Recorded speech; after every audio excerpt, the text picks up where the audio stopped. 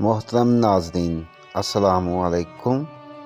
اپنے موضوع کی طرف بڑھنے سے پہلے ہمارے چینل صراط مستقیم کو سبسکرائب کر لیں اور ساتھ ہی گھنٹی کے بٹن کو دبا دیں تاکہ ہماری ہر نئی ویڈیو آپ تک پہنچتی رہے۔ آج کا ہمارا موضوع صحیح بخاری جلد نمبر 1 حدیث نمبر 15 ہے۔ ہم سے حدیث بیان کی مصدر نے، ان کو یحییٰ نے، انہوں نے شعبہ سے نقل کیا، انہوں نے قتادہ سے، انہوں نے حضرت انس رضی اللہ عنہما خادم رسول نبی کریم صلی اللہ علیہ وسلم سے، انہوں نے نبی کریم صلی اللہ علیہ وآلہ وسلم سے روایت کیا، اور شعبہ نے حسین معلم سے بھی روایت کیا، انہوں نے قتادہ سے، انہوں نے حضرت انس رضی اللہ عنہما سے، انہوں نے حضرت صلی اللہ علیہ وآلہ وسلم سے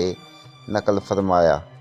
کہ حضرت صلی اللہ علیہ وسلم نے فرمایا، تم میں سے کوئی شخص